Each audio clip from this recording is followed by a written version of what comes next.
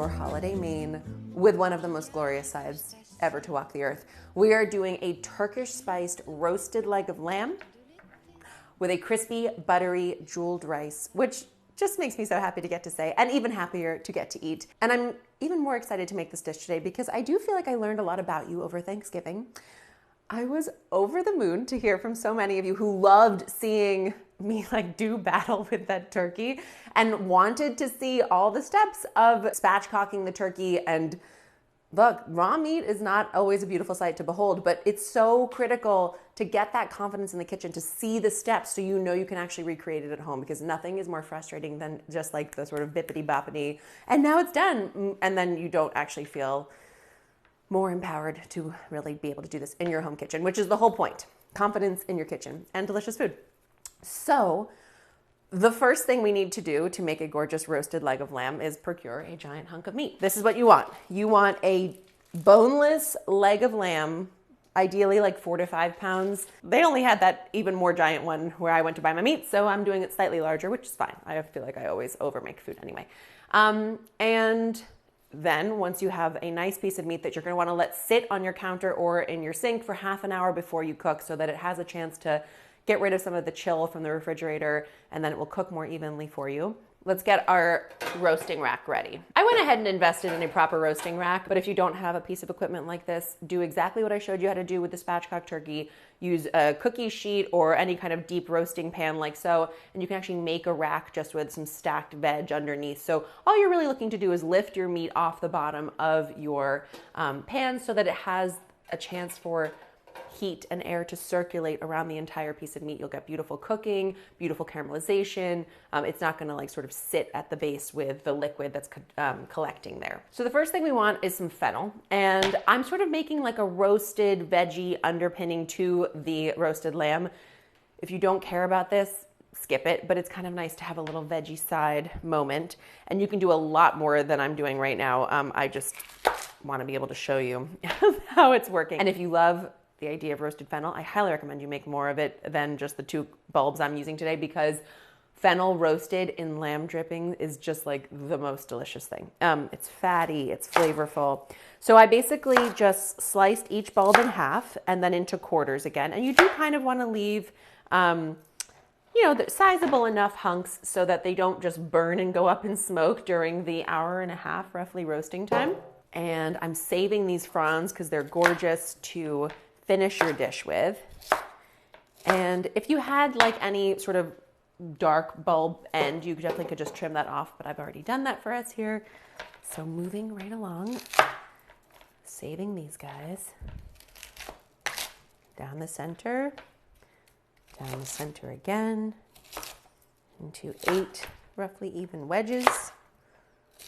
And you want to leave that core intact, because that's going to be what helps to hold the leaves together so they don't just scatter all over your board. Not that that would be the end of the world. Okay, red onion, definitely a must here. The red onion is actually, obviously it has a decent amount of moisture, so it does help also to add to the moisture underneath the lamb and keeps everything very nice and luscious. But it obviously also brings a ton of flavor. And then we are just going to do sort of the same thing we did with our fennel and just cut it into quarters. And that's going to ensure that we cook all these veg at roughly even intervals. And same thing, trying to leave a bit of that core intact if you were smart enough to leave the root on, which in some cases I sort of trimmed away a little bit too much. Again, no, not a big problem at all, and definitely something that no one's gonna notice once you serve this alongside your beautiful roast lamb. Okay, so now we're gonna add some halved lemons, and I have to tell you, roasted lemons, in addition to looking gorgeous in this dish, get really caramelized and juicy. Their flavor meets a little bit. They're gonna keep everything down here really nicely saturated and very fresh tasting, which is money. And then to go along with all that's going on in there, grab a head of garlic. And you just want to sort of pop some cloves out. You can honestly do the whole head if you're into some roasted garlic, which I think we are. And we're not going to peel these cloves, which is going to help them avoid burning, because this is in the oven for a decently long time, and leaving it in its skin just gives it that little added layer of protection. Make sure you pull away any sort of skin that might easily part with its owner. And grab all these lovely cloves and just toss them in. That's all you gotta do. Okay, that's basically it. We're gonna have a little olive oil game on top, probably 2 tablespoons worth, just to gloss this go over the lemons, make sure they're not gonna burn a little bit of coating there. We want a nice big pinch of kosher salt, and that's it. That's good to go. Okay, set this aside. This is waiting and ready for us for our lamb now. Even just that by itself, if you're a vegetarian family and you want to have a lusciously delicious little combination of flavors, I highly recommend. Okay, let's talk about flavorings for this lamb. So I did mention it's Turkish spiced, which is very, like, in my mind, very earthy and rich, and it's gonna go beautifully with the rich gaminess of our lamb. So for this sort of Turkish spiced idea that I had, I do want some sumac, and this is what we're adding to our lamb today that might be a little bit something outside your typical pantry or, spice cupboard items right now. If you don't have it, skip it. It's totally fine. But it's this lovely garnet powder here, and it's actually made from the powdered berries of the sumac flower. And it tastes like raspberries, honestly. It's very tart, it hits you in the back of your mouth here, so it's gonna brighten up the whole flavor of our lamb, which I love. I'm adding some cinnamon. I'm gonna crack some coriander seed, which is a great way to release the essence of that coriander, bring that lemony pop, but give us a little texture on the lamb too, and really make sure that flavor just like stays on the lamb as it roasts and starts to infuse. And then, of course, because I need more, I want some cumin. Actually, because I am going to be cracking the coriander seed, I'm going to use some cumin seed too. So I've got about a tablespoon of coriander seed in there. Let me go ahead and add another half tablespoon of cumin seed. Let's grind that baby up. And just so you can see, starts whole like so. And then we're just going to go to town and start to crush it up, release those essences, break it down, give ourselves a nice rough powder. Not even sure if that's a thing, but the point is we don't need it to become totally ground. We just want all these little pods broken up. You see, it's starting to get there. And by the way, guys, this smell is fantastic. It's so it would be the perfect kitchen candle. I'm just putting it out there because it doesn't conflict with your the smell of your food. It just smells clean and aromatic. The coriander especially, very fresh. Something that kind of blew my mind, since I'm not a huge fan of cilantro, but which some of you may remember, but I'm obsessed with coriander. I love it in all kinds of savory cooking. Is that coriander is the seed of cilantro. So there's your hot tip for this week. Okay, that's perfect. We don't need it to go much sort of smoother than that because we do want it to nicely coat our lamb. So remember, we have coriander and cumin, about a half teaspoon of cinnamon, and a tablespoon of our sumac. I'm gonna add all that into a bowl with some freshly chopped herbs. We want about 6 tablespoons of fresh herbs of your choice. I'm gonna use some fresh mint and some fresh parsley and some gorgeous fresh oregano, which I have to say, I use dry oregano all the time in my cooking. Fresh oregano is underrated. It is so vibrant and slightly peppery. I just love it, and I love it in this mix. And the fresh mint is sort of that nod to the traditional mint jelly that so many people think of with lamb and is quite delicious. But this is gonna keep it really light and fresh tasting. Just a rough chop on those herbs and scoop them right into your mix with your dried spices. Maybe I need a little bit more than that because this is a big, big piece of lamb. And we want it super flavorful. And I should say, if you're someone getting a head start on your holiday table, do all of this that I'm doing right here a day ahead. Dress your lamb up a day ahead and then let it sit covered in the fridge 24 hours or overnight, and you will just infuse that flavor even more. But what I love about this recipe is if you're someone working fast or in a time pinch like I am usually, this is going to add a tremendous dose of flavor, even just if you're going to cook it right away like we are today. Let's go ahead and add about a 1/4 cup of olive oil into our spices and herbs. Beautiful. And of course the lamb has a nice bit of fattiness to itself, so this is really just to make sure that our flavorings stick. And about a teaspoon of kosher salt, and give that a quick mix.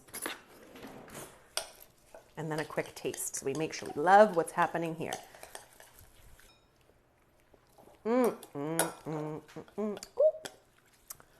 Sumac might need to become a permanent member of your spice cap. Ooh.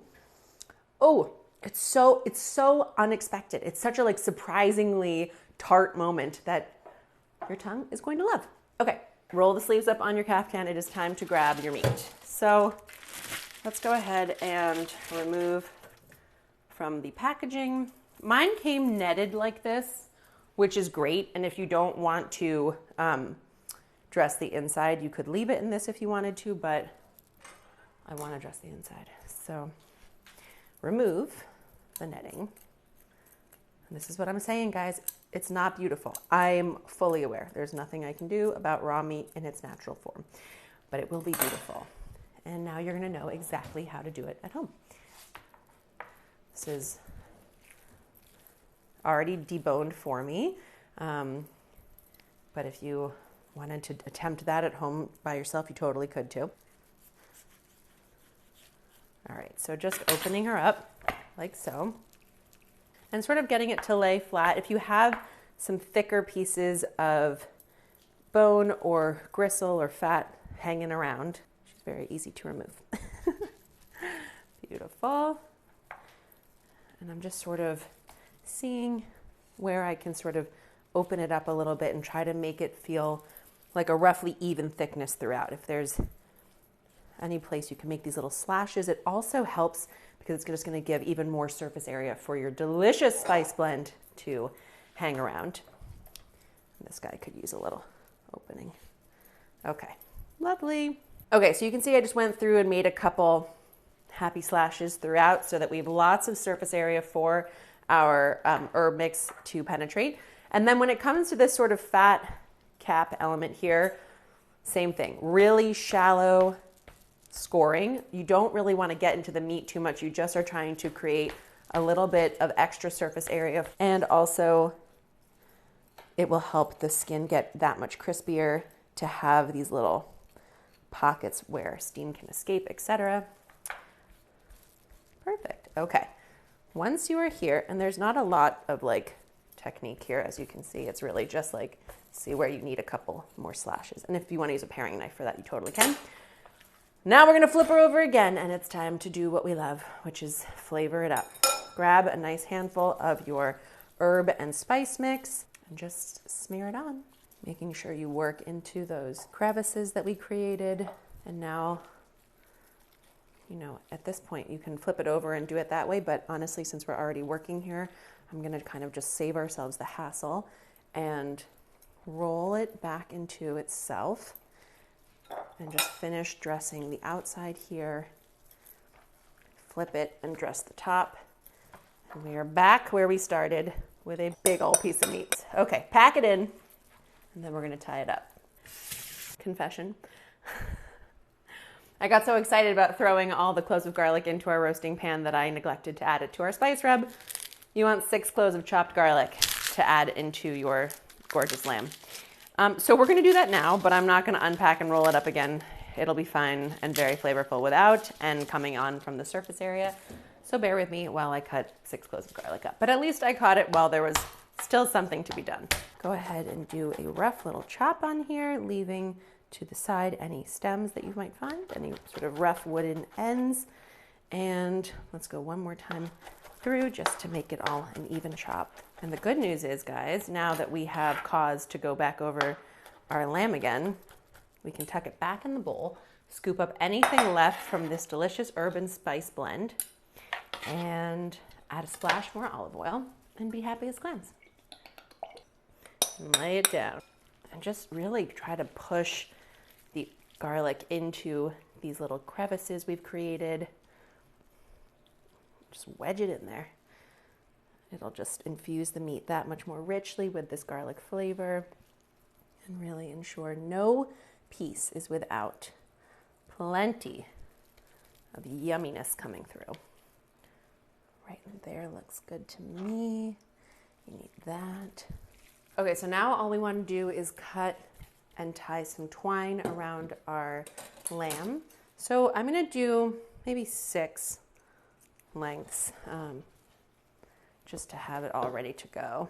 1, 2, and all you want to do is tie a very simple knot just to make sure your meat does not fall apart in the cooking process. Go ahead and grab yourself a string, and we'll start actually in the center of your meat so that creates sort of the initial binding. And go over once, go over twice, go over a third time, and that just means your string isn't gonna like slip. See how I can let it go and it kind of holds its way there? Lovely. And one more time to secure it. And we'll go back and cut these all down at the end. Sort of just repeat the process every, 2 inches or so. Make sure you're working kind of evenly so you're not accidentally squeezing everything to the end of your lamb. You want it all nice and evenly tucked in there. And secure. Final knot. And then you just want to go back and trim these strings down. Leave yourself just an inch so there's still tension on there. Good job keeping track of how many you added, because you will want to remove these when you go to serve your lamb. 1, 2, 3, 4, 5, 6. 6, glorious. You have your beautiful rack of prepared veg. You will grab your glorious lamb and lay it right on top. Oh, heaven. Go ahead and scoop up any last remaining pieces.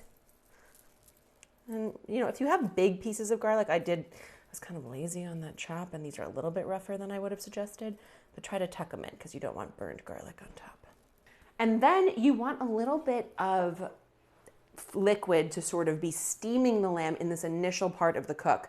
So I'm going to add about 1/2 inch at the base of our pan. So that's about 2.5 cups of chicken broth for a roasting pan of this size. I have a little bit left over. You definitely can replenish in the first half of the cooking process. Towards the second half, you don't want to keep adding the liquid because you actually want it to evaporate and give your veggies a chance to really get golden brown and caramelize at the base of the pan. To the oven. Ooh, she's heavy. Okay. I just realized this dress very well may be flammable.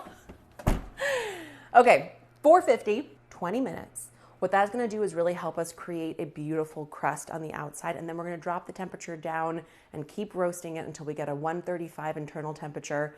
It should take about 1.5 hours all in. Let's make some rice.